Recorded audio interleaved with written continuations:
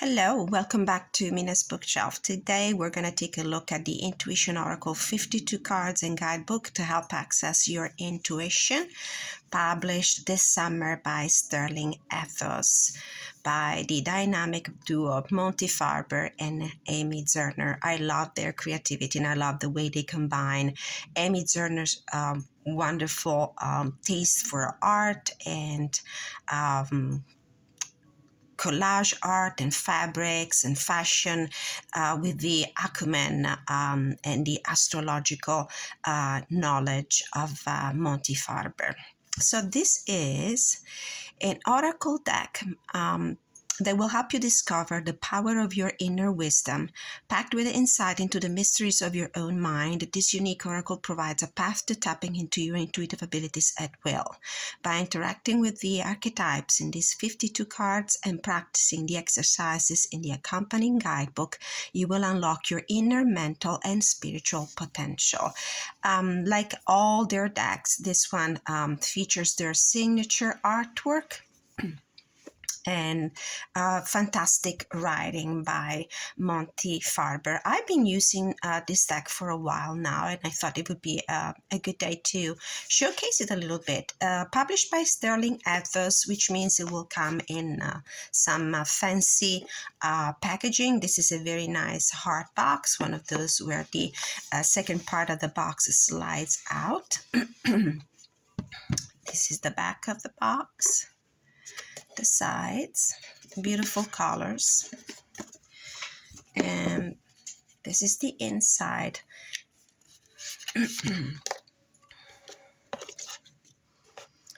We have 52 cards that feature the artwork on one side and a message and affirmation on the other one, associated with a number and a main keyword or name for the archetype. And then we have this is the inside of the box. We have a lovely guidebook, quite chunky. I love her artwork, Amy Zerner's artwork. I really love it. So this is a very nice book printed on glossy pages, 192 pages. Let's take a quick look at the introduction. I have highlighted a few paragraphs that I thought would be noteworthy. We've created Intuition Oracle to share our simple yet effective techniques for developing and increasing your innate intuitive abilities. Everyone has them, whether they know it or not. What we are going to share with you has evolved during our 40 years together. The cards of the Intuitive Oracle can be used to answer a question anytime, receive a daily message regarding what specific concept should get special attention, and can also be used as a one-card-a-week course where you work on a concept for 7 days. I also use it in a particular way, but I'll show you at the end after we flip through the cards. The cards have art on the front and words of advice on the back, and both art and words can be used to prime the pump of your intuition and decision-making abilities. They can also point out a block to conscious awareness and growth that might be difficult for you to see if unaided by this tool. The Intuitive Oracle can help you stay mindful of your inner dialogue. The affirmation messages printed on the backs of the cards, the symbol-rich card imagery of my artist wife, Amy Zerner, and the in-depth explanation of both can enable you to make subtle changes to your stream of consciousness. The power of affirmation is an important technique that we emphasize in this book and on the cards themselves.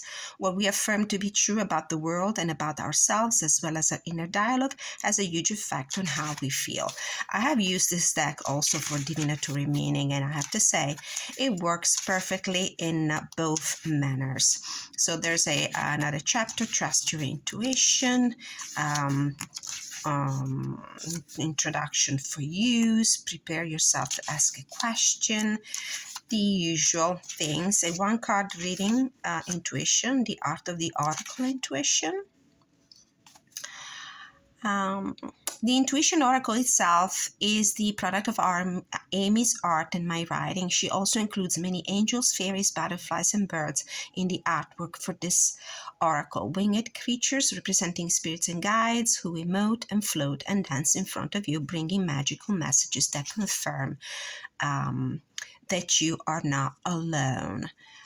Um, um, there's another thing that I would like to point out, and I think that somebody might have complained about the generous borders, but there's a caveat here. Do not dismiss them so easily, or I would highly recommend not to think about trimming them, because some of the items, the elements represented in these borders actually have a function in the interpretation of the cards themselves. So losing this border might actually mean losing some of the nuances that you might need to read meanings in these cards. So they are fabulous through and through, borders and all. They come printed on glossy paper that is quite sturdy and still flexible, and no problem shuffling them. So let's take a quick look at the rest of the guidebook. So this is how they structured it. For each of the cards, we have the name of the cards and the number association on top, the affirmation, then a first message that is called the art of the matter, which describes in detail what the artwork is featuring and creates connection between images and possible symbolism. And then there's a second part of the message that is the heart of the matter, and this is the guidance, the message that comes through with the cards. The book concludes with the about the authors page, and this is pretty much it. All right, let's take a look at the cards. They're not in order anymore. I've been using them extensively. So the Independent affirmation: I'm aware of my inner dialogue and directed by positive imagery. I'm not going to read every single card, otherwise this message will be too long. Empress vibes in this one. The Nurturer, in fact, affirmation: I deserve to feel nurtured because I give care to those I cherish. The Forgiver: I forgive myself and others with compassion for our human frailties. The Confident. The Desirable. This is one of my favorite cards. The Persistent. Love this one as well. I do love the tapestry-like collage artwork that Amy Zerner works with. She actually cuts pieces of printed images or printed fabrics. So this is what I meant before. Look at this spider and spider web up here. You definitely need to look at every little single thing that you see in the image and the border as well, because that could be a message that you need to receive right there in that spider. So as I was saying, she creates these beautiful collages with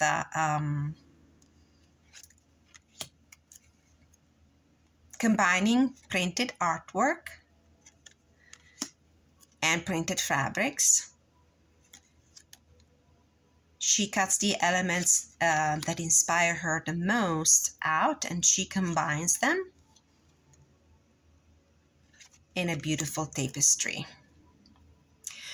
Lovely card as well here. This is the Dreamer. I pay attention to what my dreams are trying to tell me. The Loner. I enjoy being alone and getting in touch with my true feelings. So this is a deck that can be used intuitively or with the support of the guidebook. Excellent for affirmation, for setting intentions, for meditation. And as I will show you, it's also a great deck for divinatory readings.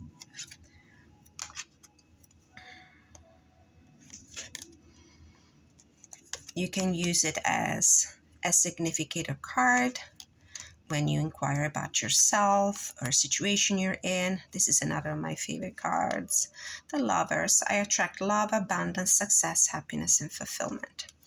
You can use it as a significator card also for a person you're inquiring about. It could be the focus of your reading. When you do a general reading, asking about what energies you have to cope with during the day, the week, the month, the year. The intuitive. It could be the energy you embody at the moment, the energy you need to embody. Lovely card as well.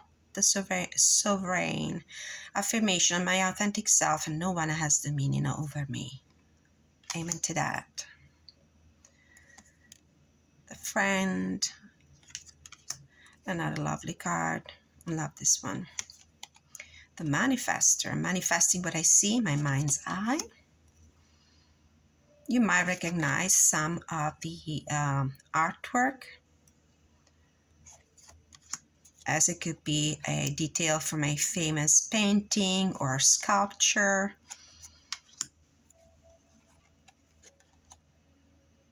The Teacher. The Seeker. I love this one. The Lustful. I embrace my individuality and sexuality as sacred gifts. Another great one. The Angel. The Fighters. You can easily tell, you can easily get a vibe from the artwork. The artwork Amy Zerner selected is really helpful for the interpretation of the card, because there is a very close correlation between the what the image evokes and the meaning that Amy and Monte are trying to convey. Or whatever comes up to mind, whatever is suggested by your own intuition. The Leaders. The Traumatized. I acknowledge that I have been traumatized, but also that I'm healing. It's beautiful. The Storyteller. The Uniter. The Farmer. The Partners. The Future. The Protector. I respect people's boundaries and require the same from them. The Judge. The Benefactor. I enjoy life now as I take steps to realize my new tomorrow. And the Spectrum. I root out and reject prejudice in myself and others. All right, let's read from the guidebook.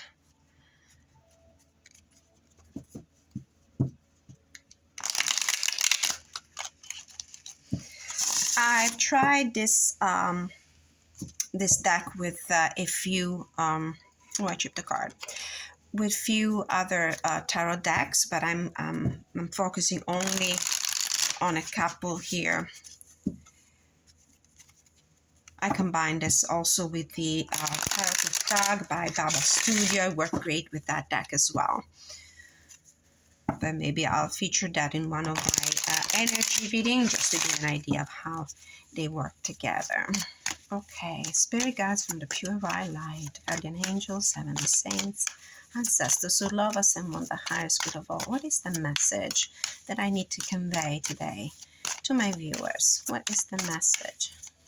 What is the energy? Okay, a couple of cards came out. The Seeker, the Tamer, and the Dreamer. Okay, let's read from the Seeker, since it's the first one that I saw. They are in numerical order on the guidebook, so they're easy to look up. Affirmation: I seek new friends and experience to expand my awareness. So maybe today we need to focus on that kind of energy, on that kind of archetype. The Art of the Matter: These cupids have realized that the time has come to leave the safety and security of familiar surroundings. Like caterpillars in their cocoons, their winged cherubs have been developing the strength and courage they need for the next stage in their lives. Now they know they must learn how to fly, and they have thrown themselves into it with unbridled joy and abandon. Cocoons, nests, and families provide the supporting conditions that make growth possible. The younger cupids help their older brother to take off first. He returns this kindness by taking them along until they're strong and skilled enough to fly on their own.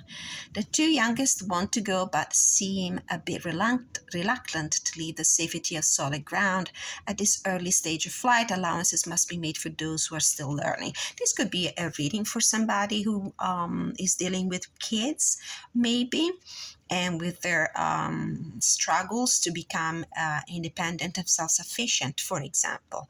However, once the lessons that can be taught by family and by accustomed surroundings have all been learned, it will be time for them all to go off on their own to seek their individual fortunes. If they do not, they condemn themselves to a life of limited experience and opportunities.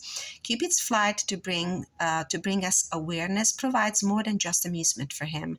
Like all forms of travel, it offers an opportunity to see new places and witness strange customs, rituals, and ways of looking at the world that expands the definition of what it means to be alive on Earth. And it keeps going. And then we have the heart of the matter message. The pages are nice and thick. It feels like I'm turning 2 pages, not just one. Yeah, in fact, I did. So the art of the matter for number 21. Learning, travel, and other methods for expanding your awareness about what is possible are all important now. A wise person makes the time to build on what has come before and find ways to make the future better. But to make the most of the energies available for improvement, you have to do your homework and seek out proven methods and techniques that are appropriate for your temperament. The technological marvels of our time make it a shameful waste to fail to take advantage of the almost limitless number of ways we can obtain useful information from the best sources.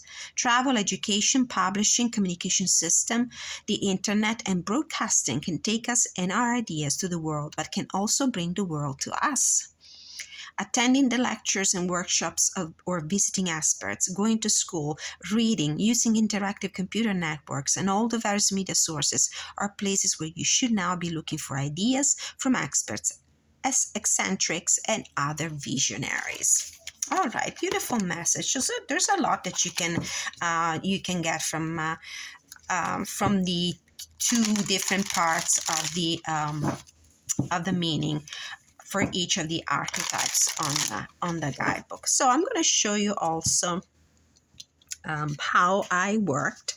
Of course, the most obvious pairing would be with any of their tarot decks. The one that I have at hand here is the Enchanted Love Tarot, and I'll show you how this deck for me is great for love readings, for example.